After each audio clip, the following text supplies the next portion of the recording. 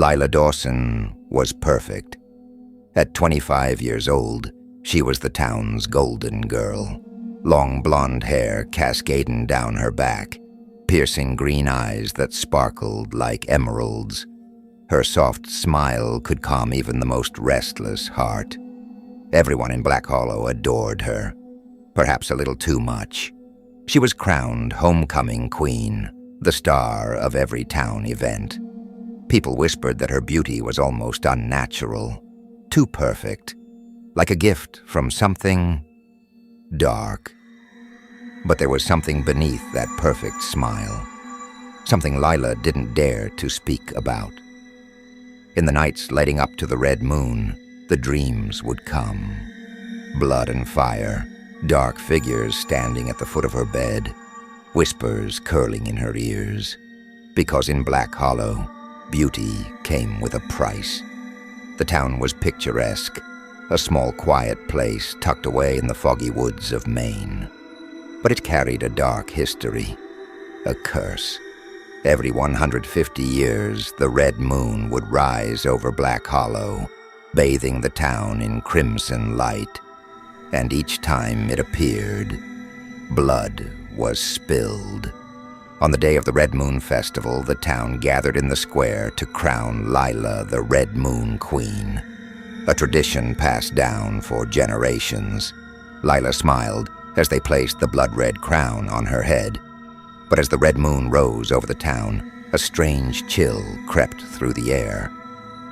Later that night, Lila woke up in the woods, barefoot, her white dress torn and stained with blood, her hands trembling as she stared at the body of her high school rival hanging from a tree. A strange symbol was carved into her chest. Lila stumbled back, choking on a scream. More bodies began to appear in the following days.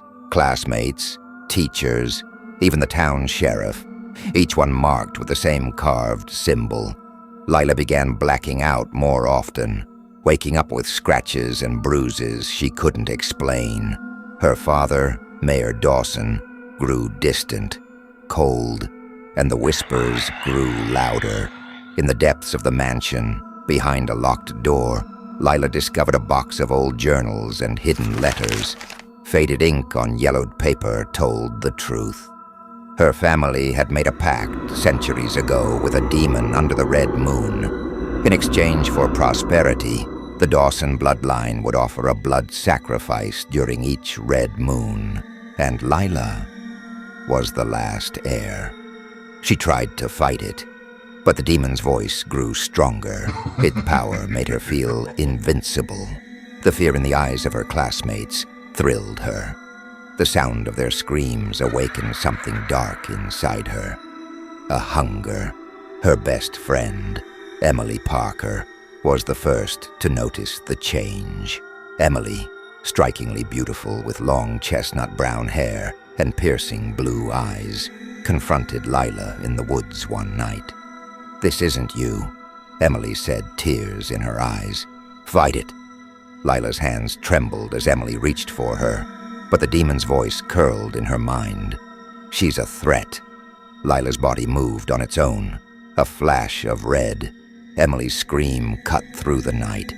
Lila stood over Emily's lifeless body, her breath ragged. Her green eyes glowed red beneath the crimson moonlight. On the final night of the red moon, Lila uncovered the last horrifying truth. Her father had been protecting the demon presence all along. It was his blood that sealed the pact, and only his blood could break it. Her father knelt before her in the town square, tears running down his face. "Lila, please." The demon screamed in her head. Her hands shook as she raised the knife. "Do it," the voice growled. "Finish it." Lila's green eyes met her father's. A single tear rolled down her cheek. "I'm sorry, Dad." The knife plunged deep. Her father gasped, blood blooming across his chest.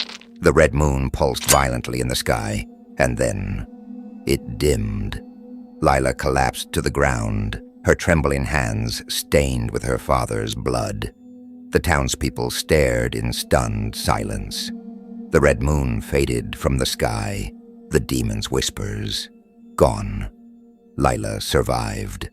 But as she stood before the mirror in her room days later, her reflection didn't smile back. Her green eyes glowed faintly red, and then the reflection smiled, because some curses never truly fade.